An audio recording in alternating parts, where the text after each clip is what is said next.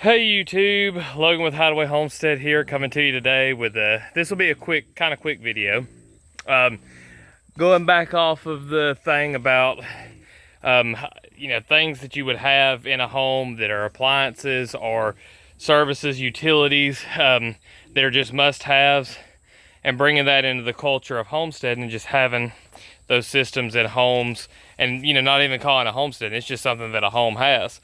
I talked in the last one about making homesteads resilient to drought, and that can apply to fire too, and other problems that you might have, and just talked a little bit about water storage and everything. So go check that video out.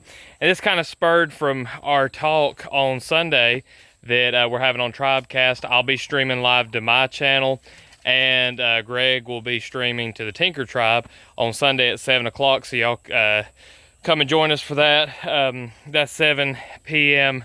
Central, and we'll be discussing starting a homestead from scratch. Love to have y'all there to be part of the discussion. We're going to try to have a portion where we go through comments, questions, whatever we may get from the live stream. So that's what this has got spurred from. And I was thinking a lot about like waste. If you bought a place, you want the garbage man to come by and handle that. Like a sink a lot of times has to have a garbage disposal. You gotta have somewhere for you poop and pee to go.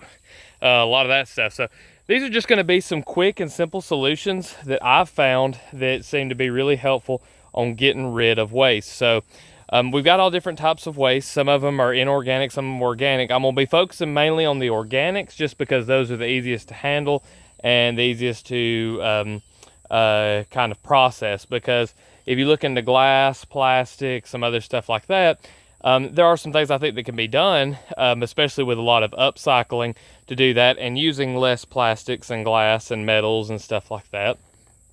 But we're going to focus on the organics today. So one of the things that I'm really just, really fired up about is the black soldier fly larva. This bin has really died down because a lot of the food stuff's gone from it. I just got my coffee grounds yesterday. I'm going to be throwing those in there to feed them. I threw in a couple of fish carcasses in this, one of these tubs over here. If y'all seen it, this is it. This is the setup, and all of the larvae just fall into those buckets. I've got videos on that showing it and showing you the larva. You can go check that out. It was made, I think, like last week. And that's an animal. So really anything organic, if you can put it through an animal, that is the best use for that. If you're not going to use it. So any kind of food scraps. Another one would be just like, your poultry. I've showed on this channel that poultry will eat a lot of meat products. And just as, my personal deal is I don't feed any chickens chicken. I do that. I feed, if I got chicken, I feed it to the pigs.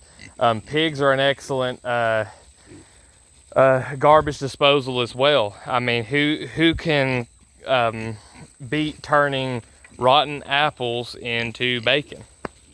So passing something through an animal. And that's the thing is I think that really, if you look at any organic, composting, waste disposal, whatever it may be, you're going to pass it through an animal. And that even means on like, if you're doing hot composting or cold composting, there's going to be insects, there's going to be worms, there's going to be just arthropods in general that are going to break that stuff down, microorganisms.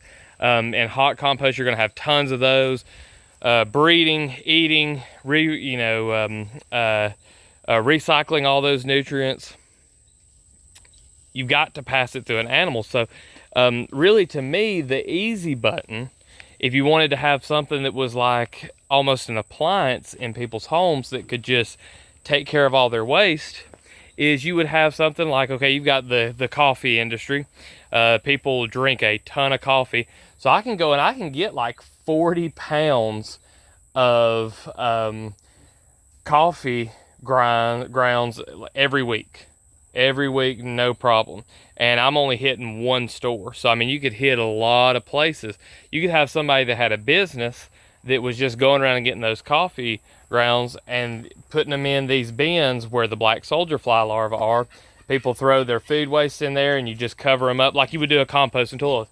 You just cover them up with a little bit of coffee grounds instead of something like sawdust, and boom, you're done. You could do stuff like worm pits. Another thing that I think about that is an excellent fertilizer is your urine, and just how we don't utilize urine enough.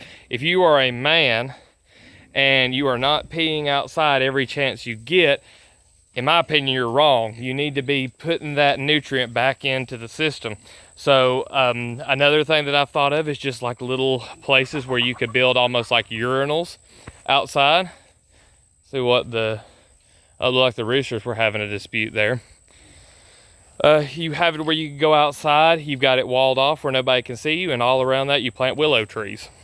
Be an excellent way to recycle that nutrient, or have it to where you can put it into your watering cans and use it on your garden. So hopefully that gives you some ideas for different things that you might could do to reduce the waste that you have, and kind of some easy button things that could be done to recapture all of that nutrient, all of those dollars that you put into the things that you and your animals are consuming, and put it back into the landscape. Anyway, if you found any value in this video or like this video, please leave a thumbs up. Give us any comments, questions that you got down below. Subscribe to the channel for more stuff like this. I appreciate all y'all watching, and we'll see you in the next one.